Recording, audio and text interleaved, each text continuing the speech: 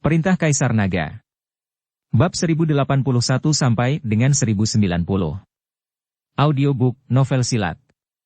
Episode 109. Apakah ini cara ayah saya telah mempersiapkan untuk saya? Dev berpikir keras. Tepat ketika Dev berpikir keras, tiba-tiba ada keributan di pintu venue yang membangunkan Dev. Saya melihat Walton membawa lebih dari selusin orang dari aliansi seni bela diri, yang masing-masing berada di atas wusung peringkat 8. Menonton kerumunan ini, Dev sedikit mengernyit. Tampaknya fondasi aliansi seni bela diri ini umumnya tidak dalam, dan memiliki begitu banyak master seni bela diri. Dev mengikuti Dwight Ding dan berjalan mendekat. Ketika Douglas melihat bahwa Dev belum pergi, dia mengangkat mulutnya dan berkata, "Dev, apakah kamu enggan untuk pergi?" Wajah Dev dingin, tetapi dia tidak mengatakan apa-apa. "Apakah kamu masih ingin merasakan ditekan? Jika kamu mau, kami berempat tidak keberatan membiarkanmu mencicipi." Melihat Dev tidak berbicara, salah satu tetua penegak hukum berkata dengan dingin. Tetapi tepat setelah sesepuh penegak hukum selesai berbicara, dia melihat sosok Dwight Ding melintas dan menghilang seketika, dan kemudian muncul di depan sesepuh penegak hukum. "Terkunci." Dwight Ding menamparnya dengan telapak tangan, dan kepala sesepuh penegak hukum itu langsung pecah. Perubahan mendadak ini langsung memerciki Douglas darah. Kali ini, semua orang tercengang, dan tidak ada yang akan berpikir bahwa Dwight Ding benar-benar akan membunuh seseorang jika dia ingin membunuh seseorang, dan itu adalah para tetua penegak hukum dari aliansi seni bela diri yang terbunuh. Itu sangat tiba-tiba sehingga Douglas tidak punya waktu untuk mengambil tindakan. Bahkan Dev tertegun sejenak, dia tidak pernah berpikir bahwa Dwight Ding sangat pemarah. "Dwight Ding, kamu. Tubuh Douglas gemetar seluruh, sementara anggota lain dari aliansi bela diri semua memiliki aura, dan mata mereka penuh dengan niat membunuh. Siapa yang berani tidak menghormati Tuan Chen, lihat satu dan bunuh yang lain. Wajah Dwight Ding penuh dengan niat membunuh, dan suaranya dingin. Douglas mengerutkan kening, bertanya-tanya apakah Dwight Ding telah minum obat yang salah, mengapa dia tiba-tiba membela Dev seperti ini? "Dwight, kamu tidak bisa membunuh tetua aliansiku sesuka hati, kamu harus memberiku penjelasan untuk ini." Meskipun Douglas tidak ingin mengikuti lembah penjahat sebagai musuh, tetapi sekarang setelah semuanya mencapai titik ini, banyak orang menonton, dan melepaskan 4 penjahat dengan santai, bagaimana dia bisa tetap memiliki prestise sebagai pemimpin aliansi. "Jelaskan." Mata Dwight Ding menyipit, "Aku akan memberimu penjelasan, ini masalah besar dan kita akan mati bersama. Kedua, kirim pesan ke Nelson Gu dan panggil semua orang bersama-sama. Aku ingin melihat apa yang bisa dilakukan oleh aliansi seni bela diri Kyoto dengan kita." "Kakak," teriak Benedict Ding karena malu. "Jika Anda benar-benar ingin mengikuti aliansi seni bela diri Kyoto untuk membujuk pertarungan, adegan itu pasti akan menjadi situasi hidup mati, dan darah akan mengalir seperti sungai saat itu." Benedict Ding tidak mengerti mengapa Dwight Ding tiba-tiba ingin mengikuti aliansi seni bela diri Kyoto. "Aku benar-benar memintamu mengirimnya, kamu sekarang mengirimnya."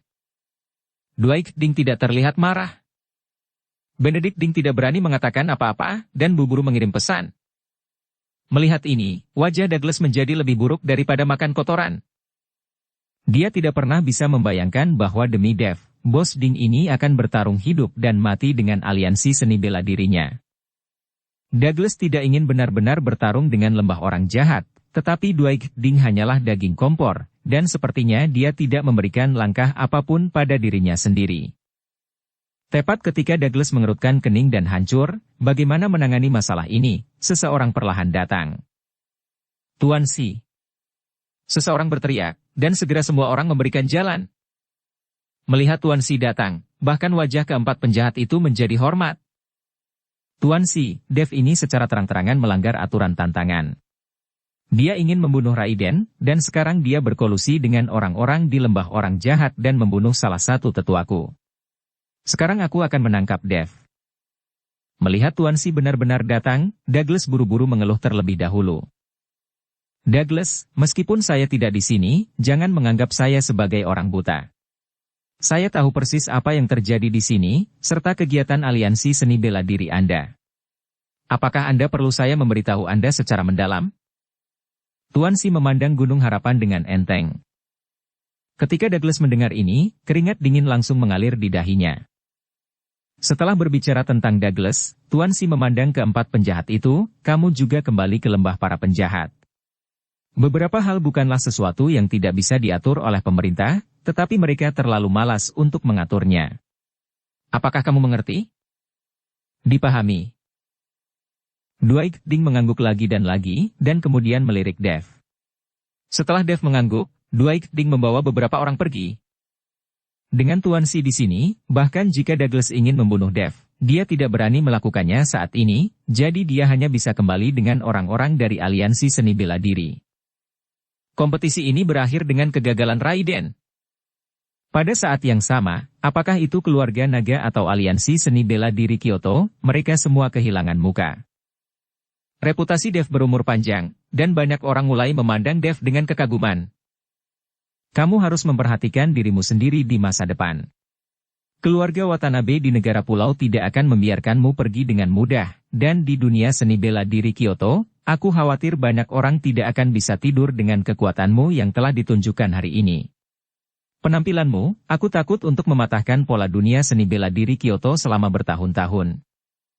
Si membujuk Dev. Terima kasih Tuan Si sudah mengingatkan. Dev dengan cepat berterima kasih padanya. Tuan Si menepuk bahu Dev, dan pergi tanpa berkata apa-apa. Aliansi Bela Diri Kyoto. Douglas duduk di kursi dengan wajah muram. Kemarahan di tubuhnya terus meningkat, dan kejadian hari ini membuat Douglas hampir mati karena marah.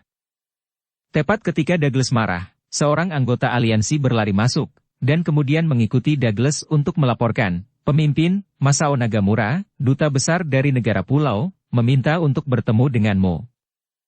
Utusan dari negara pulau?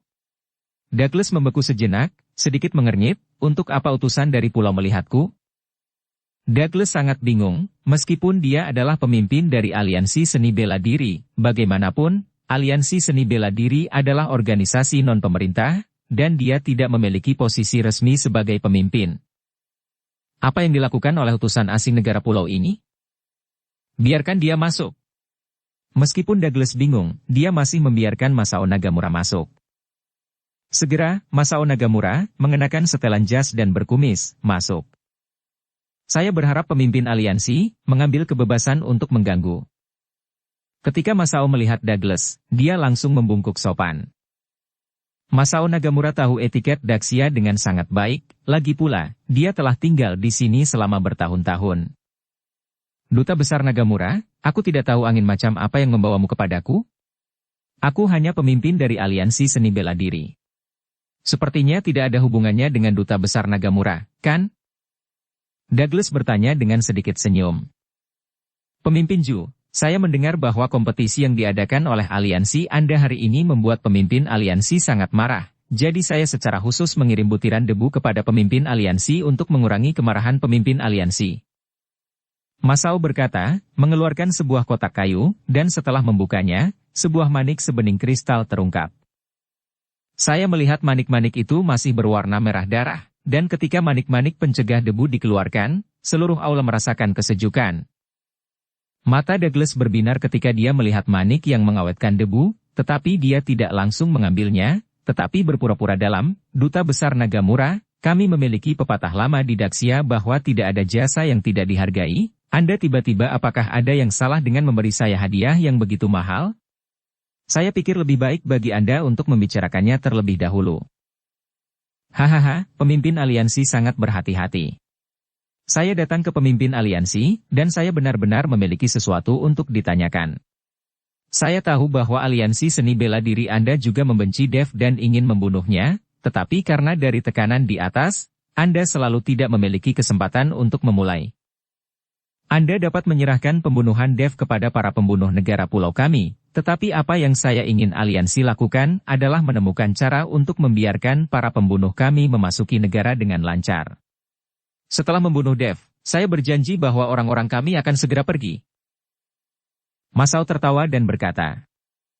Douglas tertegun sejenak, merenung sejenak, dan berkata, tidak sulit untuk membiarkan orang-orangmu masuk, tetapi jika masalah ini menyebar, aku, pemimpin aliansi, takut itu tidak akan dijamin.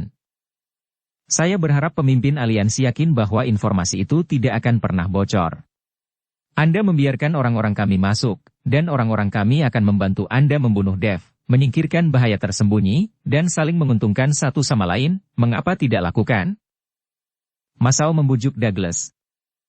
Douglas melihat manik-manik pencegah debu di tangan Masao, dia akhirnya menggertakkan giginya. Oke, aku berjanji, tetapi setelah orang-orangmu membunuh Dev, mereka harus segera pergi. Tidak masalah. Masao meletakkan butiran debu di atas meja, lalu bangkit dan mengucapkan selamat tinggal. Setelah Masao Nagamura berjalan kembali, Douglas menyingkirkan manik-manik pencegah debu dan berteriak ke pintu, "Seseorang, pergi dan undang Direktur Kuo." Segera, Walton diundang, tetapi wajah Walton jelek. Hari ini, dia memalukan, diawasi oleh begitu banyak orang, dia dipaksa untuk membakar darah oleh Dev. Sekarang kemuliaan dirinya di aliansi seni bela diri kemungkinan akan banyak menurun. Jika dia tidak bisa membunuh Dev, maka dia tidak akan bisa memegang posisi direktur untuk waktu yang lama. Walton, apakah kamu pikir kamu adalah lawan Dev? Douglas menatap Walton dan bertanya langsung. Walton mengepalkan tangannya erat-erat dan berkata dengan mata dingin, "Pemimpin aliansi, Dev kuat, tetapi tidak sulit bagiku untuk membunuhnya. Beri aku 5 hari, dan aku akan membawa kepala Dev. Sangat mudah untuk membunuh Dev, tapi saya harap ini dilakukan dengan rapi. Jangan biarkan orang mengetahui tentang keterlibatan aliansi seni bela diri. Apakah Anda melihat Tuan Si melindunginya? Ada banyak orang yang ingin membunuh Dev, mengapa kita harus melakukannya sendiri? Anda pergi ke sana sendiri dan membiarkan pembunuh keluarga Watanabe memasuki negara ini. Kemudian orang-orang dari keluarga Watanabe akan membunuh Dev, dan itu tidak ada hubungannya dengan aliansi seni bela diri kita." Douglas sedikit menyipitkan matanya, dan matanya penuh dengan cahaya dingin. Walton tertegun sejenak, dan kemudian dengan hati-hati berkata, "Pemimpin aliansi, ini. Jika Tuan Si mengetahui hal ini, saya khawatir akan ada masalah besar, dan secara pribadi membawa pembunuh asing sama saja dengan pengkhianatan." Orang-orang itu masuk untuk membunuh Dev. Ketika Dev terbunuh, mereka secara alami akan pergi. Douglas menatap Walton dengan kejam dan berkata. Melihat ini, Walton hanya bisa menganggukkan kepalanya. "Oke, saya akan melakukan perjalanan." Di sisi lain, setelah Dev mengalahkan Raiden itu, dia tidak tinggal di Kyoto terlalu lama, tetapi mengikuti Daryl langsung kembali ke Lembah Dewa Obat. Dev masih mengkhawatirkan keselamatan Ellie. Dia akan melihat apakah Darren-su dan yang lainnya telah menemukan obat untuk mendetoksifikasi tubuh Ellie. Ketika Dev bergegas kembali ke Lembah Dewa Obat, Ellie masih koma. Darren-su dan para tetua lainnya tidak berdaya. Dev memandang Ellie yang sedang koma dan tahu bahwa dia harus membawa Ellie ke barat laut secara langsung. Hanya dengan menemukan Krill, Raja Barat Laut, racun pada Ellie dapat disembuhkan. Dev, bagaimana pertempuran dengan Raiden? Apakah keempat penjahat itu muncul? Naga 5 bertanya pada Dev. Kemungkinan akan banyak menurun. Raiden dikalahkan. Jika keempat penjahat itu tidak maju, aliansi seni bela diri tidak akan membiarkanku pergi. Dev berkata dengan beberapa ketakutan yang tersisa. Pada saat itu, Dev memang gila, dan dia bahkan tidak memikirkan konsekuensinya. Jika keempat penjahat itu tidak muncul, Dev pasti sudah menjadi mayat sekarang. Saya kira aliansi seni bela diri tidak akan membiarkan Anda menang dengan mudah, jadi saya memberikan catatan itu kepada penjahat Nelson dan meminta keempat penjahat itu untuk keluar. Aliansi seni bela diri semuanya adalah orang-orang yang sok suci, dan tidak ada satu orang yang dapat dipercaya. Berbicara tentang aliansi seni bela diri, wajah Naga 5 penuh dengan kemarahan. Ngomong-ngomong, Paman Naga, bagaimana kamu bisa mengenal 4 penjahat di lembah para penjahat? Kenapa kamu bisa mengundang mereka untuk maju? Dev sangat penasaran, persahabatan macam apa yang dimiliki Naga 5 dengan keempat penjahat ini. Mendengar pertanyaan Dev, Naga 5 tersenyum tak berdaya, dan kemudian berkata, omong-omong, kita harus mulai dari lebih dari 20 tahun yang lalu, ketika tidak hanya 4 penjahat besar, tetapi 5 orang penjahat besar, dan aku yang kelima. Tetapi ketika saya diburu oleh keluarga musuh, ibumulah yang menyelamatkan saya. Sejak itu, saya telah meninggalkan lembah orang jahat, dan berada di sisi ibumu, saya telah menjadi pengawal pribadinya, dan saya telah menjadi seorang anggota keluarga naga. Sejak itu saya mengubah nama saya menjadi Naga 5. Dalam sekejap mata, lebih dari 20 tahun telah berlalu, dan kekuatan lembah para penjahat telah lama berubah.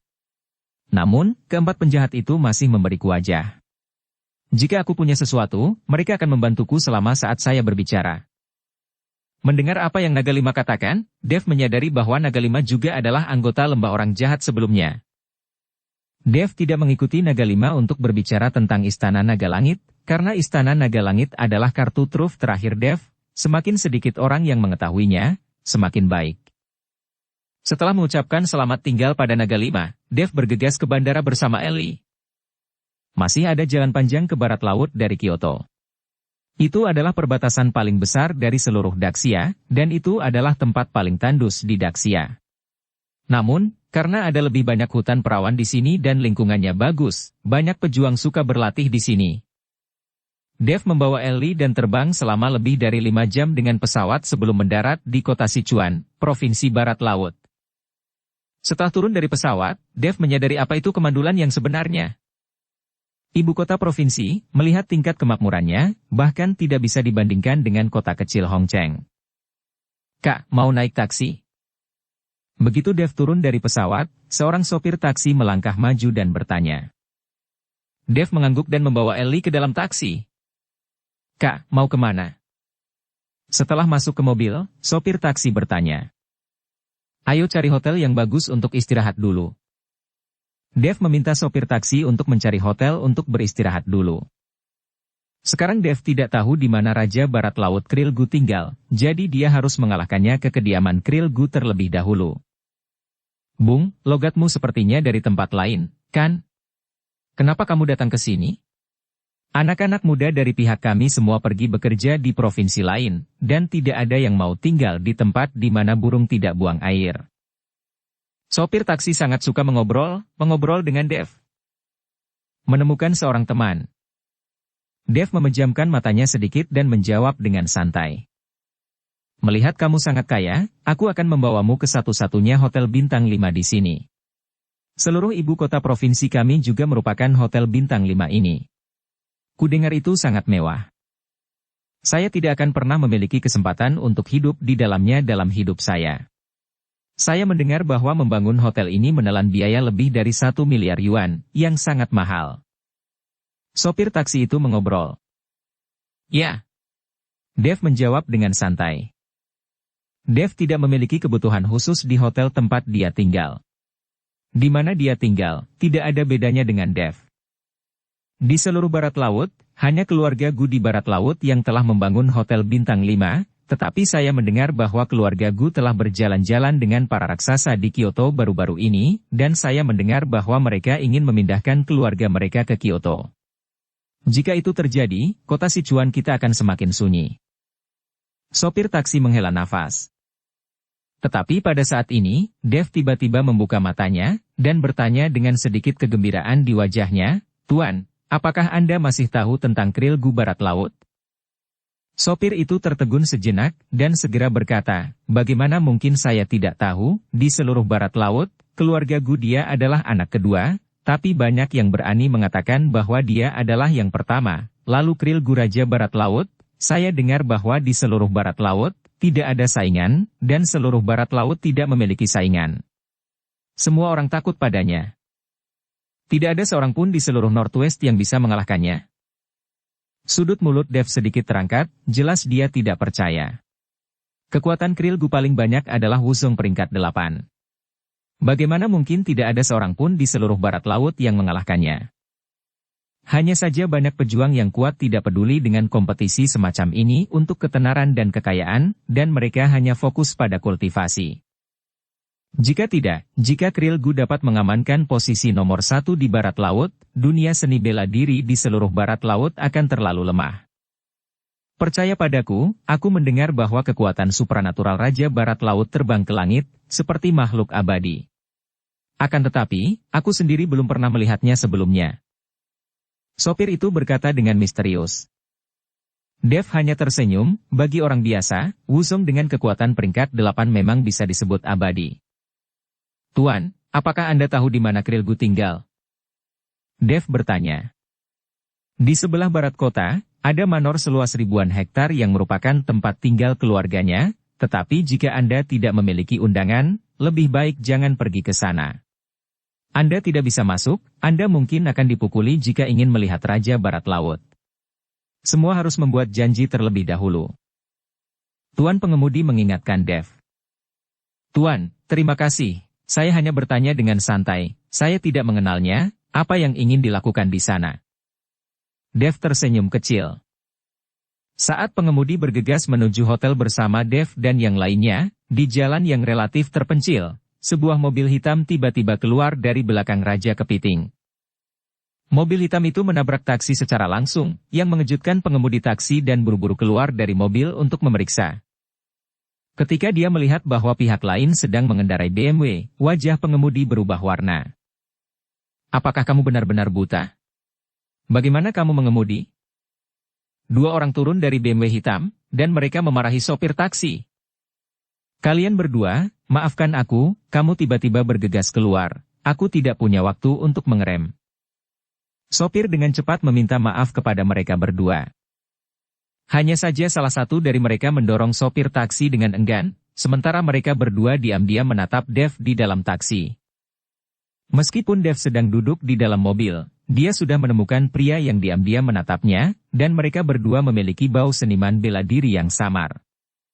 Kedua orang ini sengaja menyembunyikan napas mereka, tetapi Dev masih bisa mendeteksinya.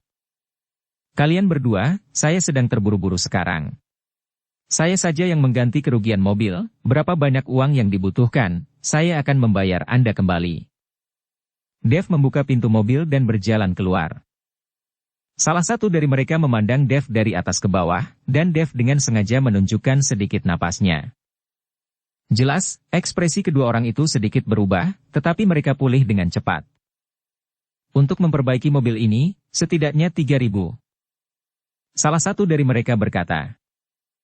Dev tidak mengatakan apa-apa, hanya mengeluarkan 3.000 dari sakunya dan menyerahkannya. Tuan pengemudi, ayo pergi, saya sedang terburu-buru untuk beristirahat. Dev berkata kepada sopir taksi. Sopir taksi tidak berani bergerak sampai pihak lain melambaikan tangannya dengan tidak sabar. Ayo pergi, sana pergi. Jika sopir taksi diberi amnesti, dia bergegas masuk ke mobil dan pergi. Bung, terima kasih banyak. Jika bukan karena kamu, aku akan kurang beruntung. Kamu tidak tahu bahwa kedua orang ini berasal dari keluarga Gu. Kata sopir taksi. Orang-orang dari keluarga Gu? Bagaimana kamu tahu? Dev tertegun sejenak, bertanya-tanya bagaimana sopir taksi tahu. Lagi pula, pengemudi taksi adalah orang biasa, dan tidak mungkin merasakan napas seniman bela diri pada keduanya. Aku melihatnya sekilas. Meskipun mereka sengaja menutupi tato di lengan mereka, aku melihatnya segera setelah aku keluar dari mobil. Keluarga Gu tidak bisa disinggung. Sopir taksi ketakutan untuk sementara waktu. Dev tidak mengatakan apa-apa, tetapi dia sedikit bingung, apa yang dilakukan oleh dua orang dari keluarga Gu? Jelas, pihak lain sengaja menabrak mobil, dan kemudian mengamati situasi di dalam mobil. Mungkinkah Krilgu tahu bahwa dia ada di sini? Tetapi apakah Krilgu mengetahuinya atau tidak? Dev tidak takut, yang dia takutkan adalah Krilgu tahu bahwa dia ada di sini dan melarikan diri secara diam-diam. Setelah tiba di hotel, pengemudi tidak meminta uang Dev, jadi dia berterima kasih kepada Dev dan pergi. Namun, Dev menemukan bahwa bahkan seseorang yang mengendarai BMW hitam telah mengikutinya, dan dia memarkir mobilnya tidak jauh. Dev tidak mengeluarkan suara, tetapi memasuki hotel, menenangkan Ellie, dan langsung keluar dari hotel. Keduanya masih menonton tidak jauh dari pintu hotel, dan ketika mereka melihat Dev keluar, mereka semua berbalik berpura-pura.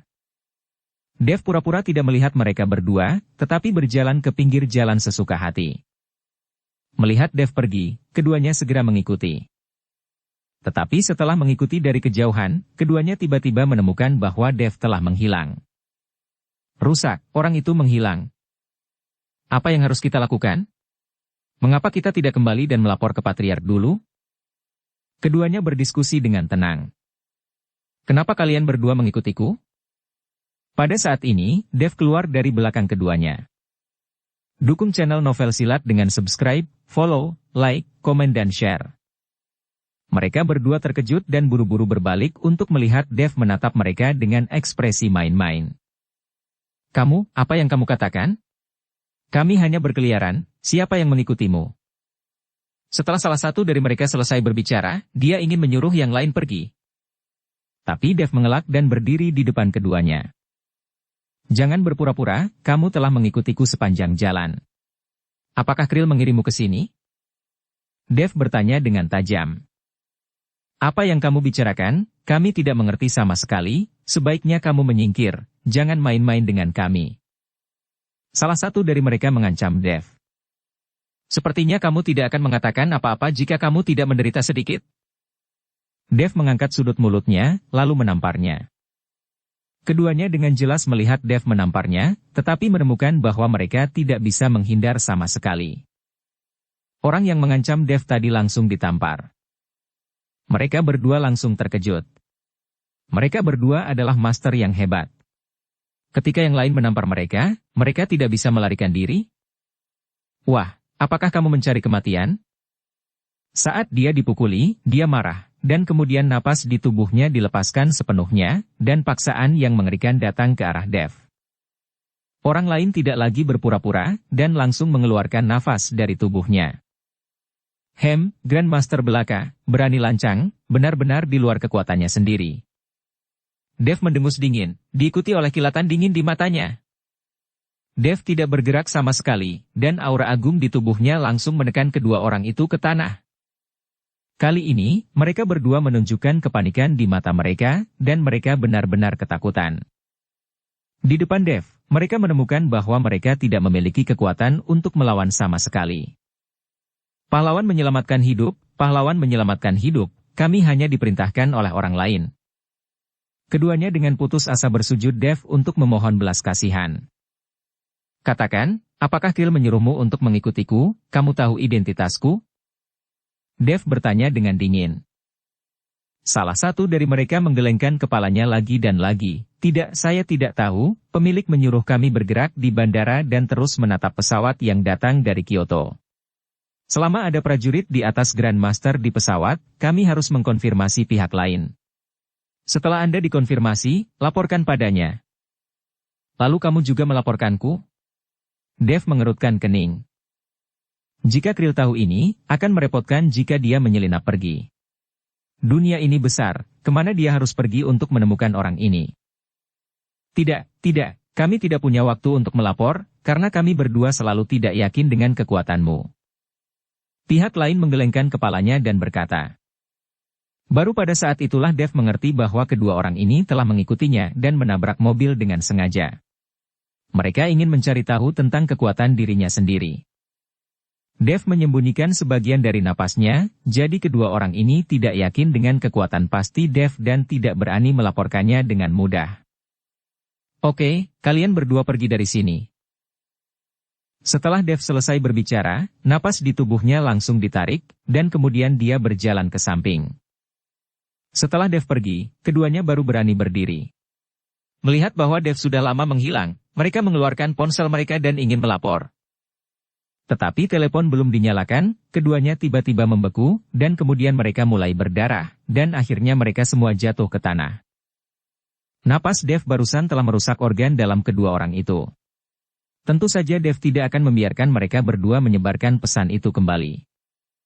Melihat langit mulai gelap, Dev memutuskan untuk langsung pergi mencari Krill, agar tidak terlalu banyak bermimpi di malam hari. Ketika dia tiba di tempat itu, Dev terpana dengan pemandangan di depannya. Meskipun kota Sichuan tandus, manor di depanku agak terlalu mewah. Manor meliputi area seluas ratusan hektar, dan ada banyak villa. Dan di pintu, ada singa batu yang setinggi satu orang, dan ada tim orang yang berpatroli bolak-balik, dan pengamanannya sangat ketat. Pada saat ini, di manor keluarga Gu, di aula villa yang sangat mewah, wajah Krill jelek, dia berjalan bolak-balik, gelisah. Saya tidak tahu mengapa, setelah kembali dari Pulau Naga, Krill ketakutan, takut Dev akan menemukan masalah untuk dirinya sendiri. 2 hari ini, kelopak mataku melompat, dan aku tidak bisa tidur nyenyak. Patriark, kamu sebaiknya istirahat lebih awal. Kami telah mengirim orang ke bandara, stasiun kereta api, dan setiap persimpangan. Jika Dev datang, kita akan tahu pasti. Tidak banyak orang di Sichuan, dan orang asing mudah diketahui dan ditemukan ketika mereka datang. Terutama Dev merupakan Wuzong, dan aura di tubuhnya mudah dideteksi. Pengurus rumah tangga tua dari keluarga Gu membujuk Krill. Tapi Krill mengerutkan kening, dan tidak pergi untuk beristirahat, tetapi berkata dengan wajah berat, Paman Song, saya masih tidak nyaman, apakah penjaga di luar sudah diatur? Patriark, jangan khawatir, semuanya sudah diatur. Semua orang yang berpatroli adalah kekuatan Wuzong. Bahkan jika Dev datang, kita tidak perlu takut padanya. Bagaimanapun, ini adalah rumah Patriark. Paman Song menghibur Krill. Setelah Krill mendengar ini, dia sedikit santai dan menguap, Paman Song, kalau begitu aku akan istirahat. Kabari aku segera jika terjadi sesuatu. Baik. Paman Song mengangguk. Krill kembali ke kamarnya untuk tidur, tetapi di pintu manor keluarga Gu, Dev berjalan menuju pintu dengan tenang. Siapa kamu? Sung ditampar. Ketika dua pengawal di pintu melihat ini, mereka segera menjadi waspada. Di tengah malam, seseorang tiba-tiba berjalan menuju pintu, dan kedua pengawal itu segera bersiap untuk bertarung. Melihat kedua pengawal di pintu, Dev berkata dengan ringan. Saya di sini untuk bertemu Krill Gu. Kedua pengawal itu saling melirik, dan salah satu dari mereka bertanya. Apa yang ingin kamu lakukan dengan tuan kami di malam hari? Tuan kami tidak menerima tamu sekarang, jadi kamu harus pergi. Tentu saja malam ini saya akan membunuh, aku di sini untuk membunuhnya. Sudut mulut Dev sedikit terangkat. Ekspresi kedua pengawal itu tiba-tiba berubah, dan mereka mengeluarkan senjata mereka. Melihat pisau di tangan kedua pengawal itu, Dev mencibir, dan kemudian berjalan langsung menuju manor, sama sekali mengabaikan dua pengawal di pintu. Ketika kedua pengawal melihat ini, mereka sangat marah dan menebas Dev dengan pisau. Dentang-dentang. Dengan dua suara renyah, tubuh Dev tidak terluka, tetapi pisau di tangan kedua pengawal itu semuanya patah menjadi dua pada saat ini. Melihat situasi ini, kedua pengawal itu langsung tercengang. Aku hanya ingin membunuh Krill, jika kamu tidak ingin mati, pergi saja dari sini. Dev masih dengan santai berjalan di dalam manor. Melihat ini, kedua pengawal itu membuang pisau di tangan mereka, dan kemudian menghilang ke dalam kegelapan yang luas. Mereka juga datang ke keluarga Gu sebagai pengawal demi uang. Sekarang Dev begitu kuat, beraninya mereka tinggal dan mencari kematian. Dev dengan angkuh masuk ke manor, dan pengawal yang berpatroli di manor bergegas dan mengepung Dev. Dengan gerakan sebesar itu, pengurus rumah tangga Zombo juga keluar dari ruangan. Lebih dari selusin orang mengepung Dev, dan semua orang adalah Wuzong, dengan aura tirani. Paman Song melirik Dev, sedikit mengernyit dan berkata, Siapa kamu? Mengapa kamu masuk ke rumahku di tengah malam? Sial, mengapa tabiat mereka semua sama? Dev memarahi dengan marah, suruh Krill keluar dan katakan bahwa aku, Dev, datang kepadanya untuk menyelesaikan akun. Begitu dia mendengar kata-kata Dev, ekspresi Paman Song tiba-tiba berubah. Dia tidak pernah berpikir bahwa Dev, orang yang sangat ditakuti oleh Krill telah tiba. Tuan kami tidak ada di manor, kamu berada di sini pada waktu yang salah. Paman Song berkata kepada Dev. Bukan terserah kamu untuk memutuskan apakah dia ada di sana atau tidak. Saya harus mencarinya sendiri. Setelah Dev selesai berbicara, dia akan memasuki villa untuk bertanya. Hentikan dia, Paman Song mengerutkan kening. Selusin pengawal mengepung Dev, dan mereka menyerang dalam sekejap. Ini semua Wuzong dibayar dengan harga tinggi. Itu selusin orang. Bahkan jika Dev kuat, selusin orang harusnya bisa berurusan dengannya, kan? Tapi segera, Paman Song tercengang. Karena dia melihat bahwa lebih dari selusin Master Wuzong yang membayar mahal untuk berjaga, di depan Dev, bahkan tidak sebagus semut. Begitu Dev melambaikan tangannya, beberapa orang langsung jatuh ke tanah. Lebih dari selusin Wuzong tidak bisa membuat 3 gerakan di tangan Dev, dan mereka semua jatuh ke tanah dan tidak bisa bangkit lagi. Paman Song berbalik dan ingin lari, tetapi dihentikan oleh Dev. Di mana Krill? Dev bertanya kepada pengurus rumah tangga Zhongbo. Patriark? Patriark, dia ada di sana. Pengurus rumah tangga Zhongbo menunjuk ke villa di depannya dan berkata. Dev melirik villa, dan melemparkan pengurus rumah tangga Zhongbo ke samping, dan kemudian kekuatan naga ilahi mengelilingi telapak tangan kanannya, dan telapak tangan Dev mulai berkedip dengan cahaya keemasan. Hancurkan. Langsung ditampar. Mengambil napas dalam-dalam, Dev meraung marah, dan kemudian melambaikan tangannya ke arah villa Raja Kepiting. Bergemuruh. Langsung ditampar. Telapak tangan ini langsung meletus dengan kekuatan seperti tornado, merobohkan setengah dari villa di depannya. Krill, yang awalnya tidur di kamar, terbangun dengan suara gemuruh runtuh. Sebagai Wuzong peringkat 8, Krill tentu saja tidak dapat dengan mudah dihancurkan sampai mati, tetapi ketika dia keluar dari ruangan, dia juga sangat malu. Apakah kamu akhirnya bersedia untuk keluar? Dev memandang Krill, yang penuh dengan rasa malu, dan berkata dengan dingin. Krill melirik pengawal yang tergeletak di tanah, dan tidak bisa bangun, ternyata itu Tuan Chen. Ketika kamu datang ke Sichuan, kenapa tidak memberitahu, aku bisa membantu Tuan Chen. Krill, kamu tidak perlu memberiku muka, kamu tahu untuk apa aku di sini. Dev tidak berpikir bahwa Krill berkulit tebal, dan dia bahkan mengikutinya. Tuan Chen, saya benar-benar tidak tahu. Anda menyakiti orang-orang saya dan menghancurkan rumah saya, jadi saya tidak mengerti sekarang. Krill pura-pura sedih dan berkata, Hei, apakah kamu masih berpura-pura kepadaku? Dev sangat marah, dan dia melangkah maju dan meninju Krill. Pukulan ini mengenai Krill secara langsung, dan Krill mundur beberapa langkah. Jika bukan karena Krill yang meracuni Ellie, Dev pasti sudah membunuh Krill sejak lama. Tuan Chen, saya benar-benar tidak berpura-pura. Saya tahu bahwa ketika saya berada di Pulau Naga, itu adalah kesalahpahaman, dan Zekening meminta saya untuk melakukannya. Saya tidak memiliki keluhan dengan Tuan Chen, kan? Meskipun Krill ditinju, dia masih menahan tawa.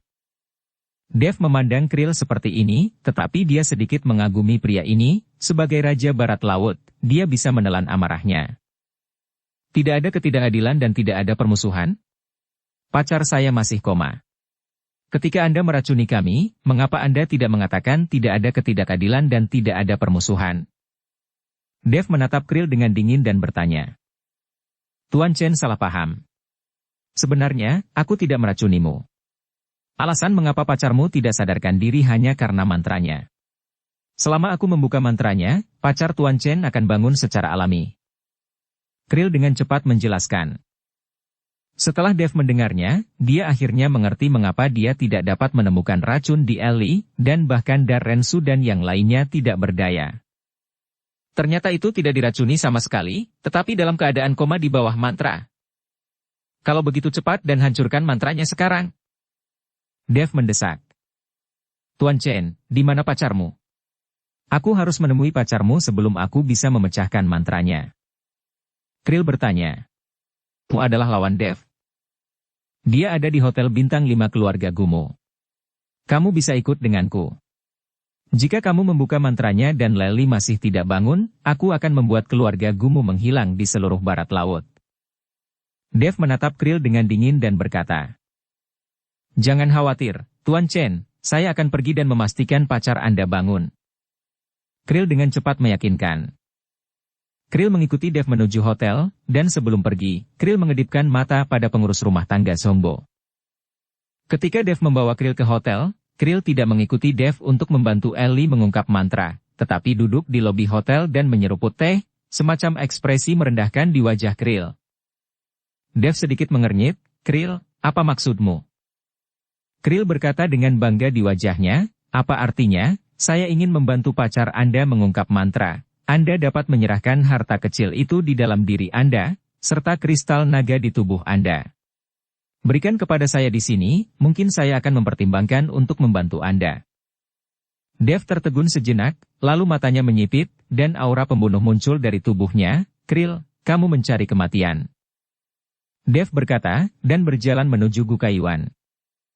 Apakah saya mencari kematian? Mari kita tonton video dulu. Setelah Krill selesai berbicara, dia mengambil remote kontrol dan menyalakan layar di lobi. Sosok Ellie langsung muncul di layar.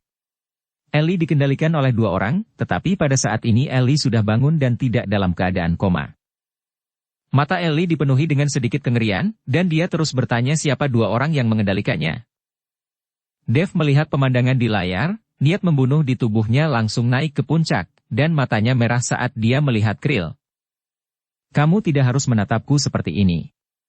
Jika kamu tidak ingin pacarmu mati, maka pergi dan tangkap saja. Krill tidak peduli dengan kemarahan Dev. Kemarahan pada Dev berangsur-angsur menghilang, dan akhirnya menjadi tenang. Aku bisa memberimu apapun yang kamu inginkan, tetapi aku tidak bisa memberimu apapun sampai aku melihat pacarku. Dev berkata dengan ringan. Tidak masalah, ikut aku.